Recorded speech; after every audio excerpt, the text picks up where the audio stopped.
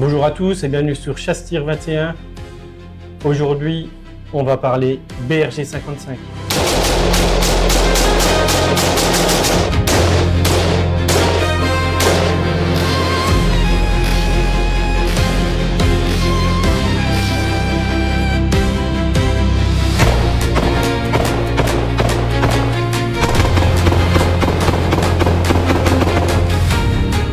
Mais ça, c'est tout de suite après l'intro.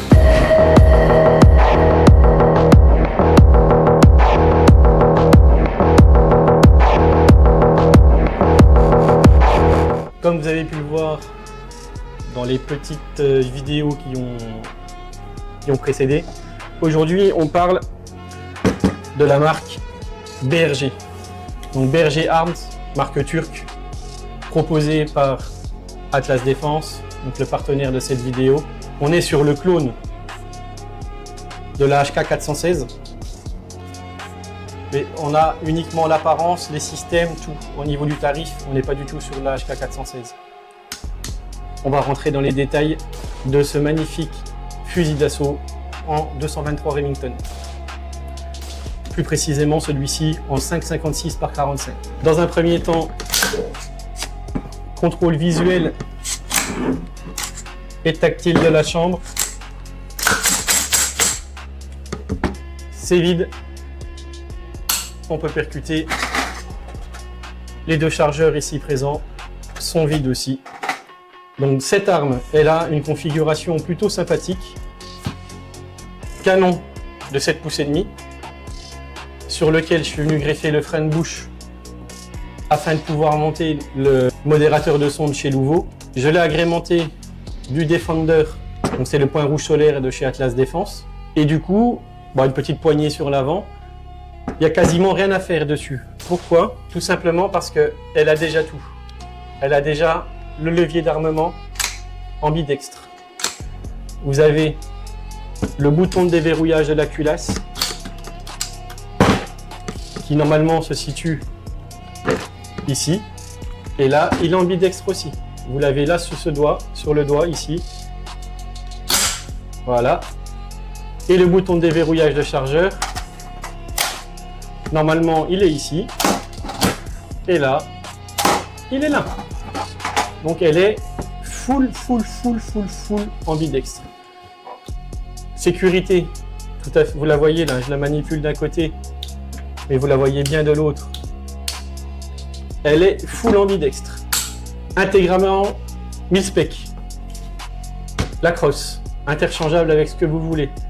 Upper, lower, full mil-spec. Poignée, mil-spec, chargeur. Elle est livrée avec deux chargeurs de 30 comme ça, qui sont translucides, donc sont vraiment sympathiques. Après, au niveau des chargeurs, moi j'en ai d'autres marques. Ça rentre dedans, ça sicle, il n'y a aucun problème. Le garde-main est relativement court, Picatinny sur le dessus, Picatinny sur le dessous. Sur les côtés ici, c'est pas des keylock. Vous pouvez avoir en option de pouvoir mettre des rails aussi dessus. Full mil-spec. Et c'est un régal à tirer. C'est doux. Le système, on va en parler tout de suite. Dans les AR-15, vous avez deux systèmes. Vous avez un système par empreinte gaz. Tout simplement ici, vous avez une partie du canon qui est trouée avec une pièce qui vient se mettre dessus, récupérer une partie du gaz avec un tuyau qui passe ici et qui vient pousser la culasse. Donc une partie des gaz sert à renvoyer la culasse en arrière. Ici, c'est un système à ressort, comme l'équivalent, si vous voulez, d'une AK-47. Donc c'est génial, c'est doux, ça s'enraye pas, c'est... Comme vous le savez, j'étais pas trop un fan des AR-15. Mais quand on a la chance de pouvoir manipuler ce type de produit, comme on dit, il n'y a que les cons qui ne changent pas d'avis. Et je vous avouerai que ça, c'est le genre de truc qui pourrait me faire changer d'avis. Vraiment, parce que je trouve ça vraiment...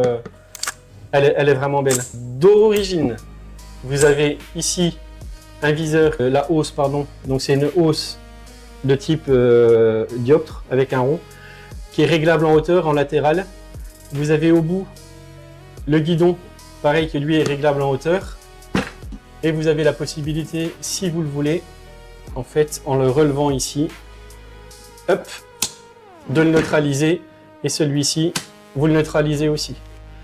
À savoir que, vous le verrez tout à l'heure quand je vous ferai les plans, quand elle est dans cette configuration-là, avec le Defender par exemple, ou un tout autre point rouge, vous êtes en co-witness, mais en co-witness vraiment parfait. C'est-à-dire que quand vous regardez dans le guidon et dans la hausse, et dans le point rouge, vous avez le point rouge qui vient se mettre pile poil dedans. Donc ça c'est génial, ça, vous avez ça en secours. Si vous avez plus de piles, c'est pas un problème. Le Defender c'est un solaire. Bon après, vous intervenez la nuit, vous avez plus de piles, vous êtes dans la panade, vous pouvez toujours utiliser les guidons et la hausse d'origine. Là c'est un point rouge solaire, donc même si vous avez plus de piles, de toute façon, il va vous envoyer du jus. Mais c'est vrai que ça fait bizarre parce que le point rouge est vraiment dans l'alignement. Vous verrez, hein, je vous ferai des plans tout à l'heure, quand on fera les plans rapprochés. Vous allez voir, c'est vraiment, c'est top. La crosse, réglable sur 6 positions. D'ailleurs, c'est indiqué 1, 2, 3, 4, 5, 6. Pour moi, c'est un des plus beaux fusils d'assaut que j'ai eu à utiliser. J'aime beaucoup le style. Le style de la HK416, vraiment, c'est vraiment beau. C'est full ambidex, c'est full pratique. Vous le verrez, je suis encore parti au club tirer avec mon acolyte. Mais elle était surprise du peu de recul en fait que ça engendre avec le système à piston. C'est fou. Alors dites-vous que quand vous mettez le modérateur de son au bout, alors là ce coup-ci c'est royal. Je l'ai essayé avec 2 sortes différentes de cartouches. Donc il y a les Scorpio et les BRS je crois, donc en 55 grains. Donc, vous avez des Scorpio qui sont des cartouches basiques et les autres un peu plus premium. J'en ai tiré alors 8 boîtes de 20, donc ça fait 160 cartouches. Aucun problème. Pas un enrayement. Pas un souci d'éjection. Rien. Ça a chauffé forcément parce que vu la cadence, vous commencez à me connaître maintenant et connaître le partenaire de ma chaîne, il me dit quand tu testes, tu testes. Donc autant vous dire que là j'y suis allé.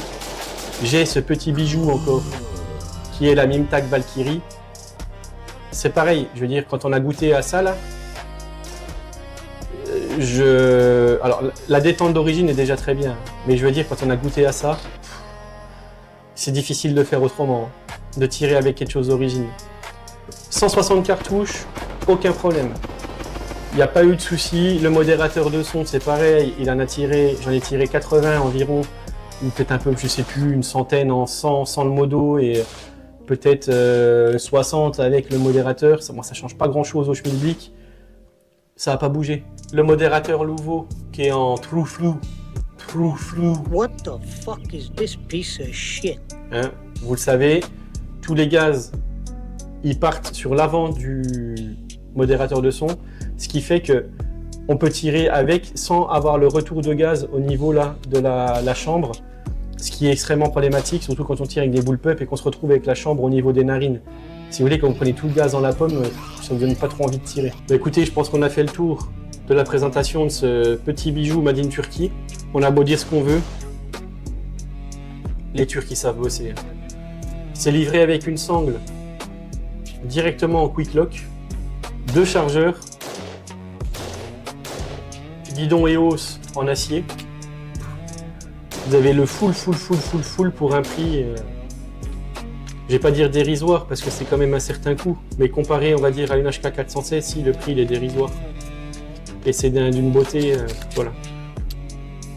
Merci beaucoup Atlas Défense d'avoir mis à disposition ce petit bijou. Merci à tous les gens qui s'abonnent, qui commentent, qui likent. Merci aux gens qui hype les vidéos. On en parle maintenant parce que c'est un nouveau truc que YouTube a mis. Ça permet de monter en fait dans le classement des vidéos hypées et d'avoir beaucoup plus de visibilité. Alors que au lieu que ce soit moi par exemple qui paye pour promouvoir mes vidéos, c'est vous.